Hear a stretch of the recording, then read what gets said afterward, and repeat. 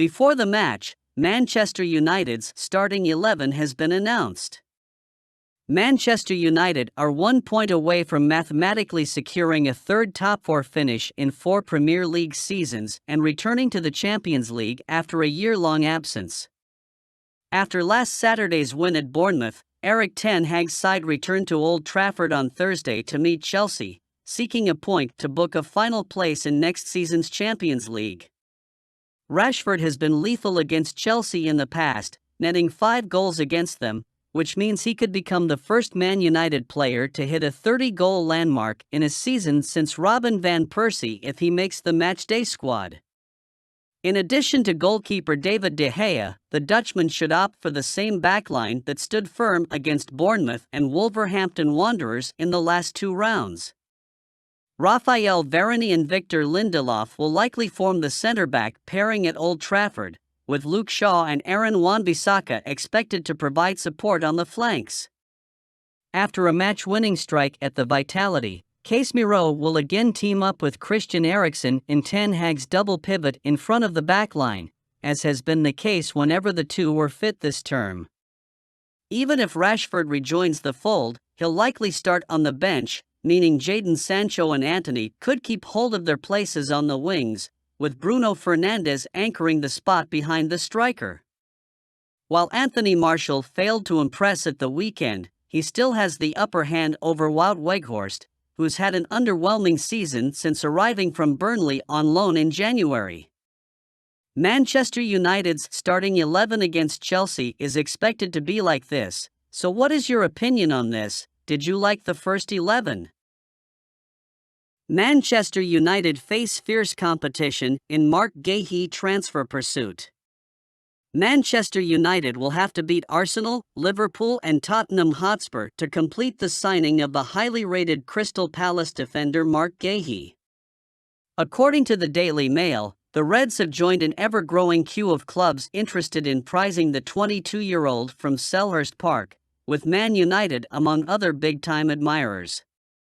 GUEHI has enjoyed a rise to stardom since swapping Chelsea for Palace for a reported fee of £18 million in 2021, developing into one of the hottest defensive prospects in the Premier League. But after only 2 years in South London, the sought-after centre-back could be in line for a big-money move to a more prominent destination on the back of his eye-catching progress.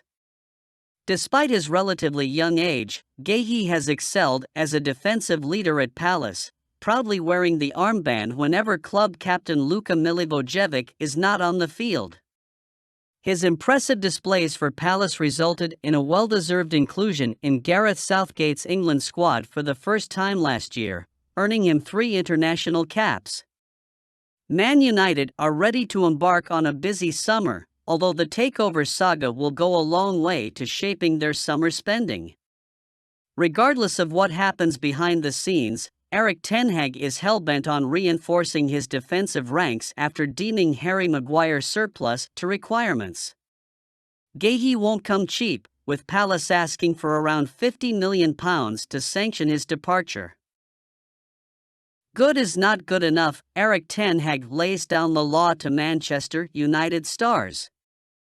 Manchester United manager Erik ten Hag has urged his players to focus on ensuring they qualify for the Champions League next season. At his pre-match presser, for tomorrow's home game against Chelsea, ten Hag said United's project still had a long way to go. The Red Devils need just 1 point from their final 2 matches to finish in the top 4, but the Dutchman is eager to ensure his squad takes nothing for granted.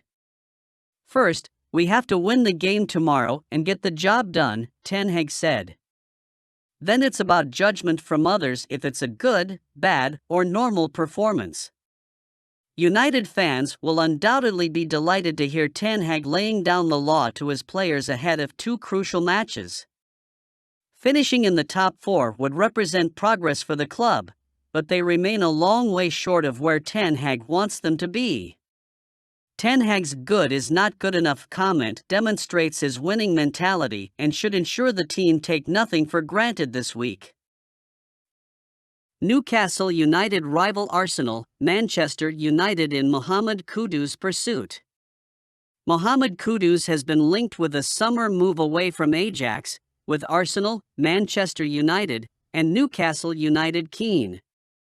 According to a report from The Athletic, Newcastle United are keen on signing Mohammed Kudus at the end of the season. But the Magpies will face competition from Arsenal and Manchester United.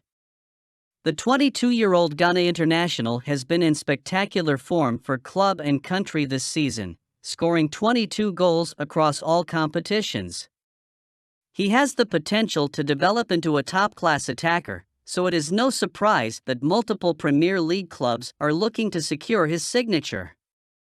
Kudus is versatile enough to play anywhere across the front three and could be an asset for all three English clubs. The attacker has a contract with Ajax until the summer of 2025, but the report from The Athletic claims that he wishes to leave the club this summer and has already communicated his desire to Ajax. Apparently, he is valued at £40 million, and it will be interesting to see if clubs like Newcastle are willing to pay the asking price. Newcastle are one of the richest clubs in the world, and they certainly have the finances to get the deal done. Eddie Howe needs to add more depth to his attack, and the 22-year-old would be a solid, long-term investment. Meanwhile, Kudus has proven himself in the Eredivisie and will be hoping to take the next step in his career.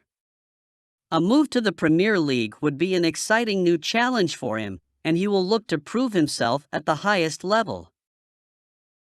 Should Rashford make the Premier League team of the season? Former Manchester United defender Gary Neville inevitably sparked plenty of debate when he posted his Premier League team of the season on Twitter this morning. One of the biggest talking points was the lack of any United players in the lineup, with Marcus Rashford's absence particularly questionable.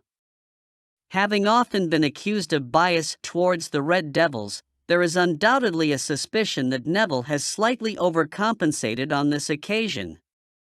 There is little to choose between the two players in terms of headline statistics. Rashford has scored 16 goals in 33 games, and Martinelli has netted 15 in 36.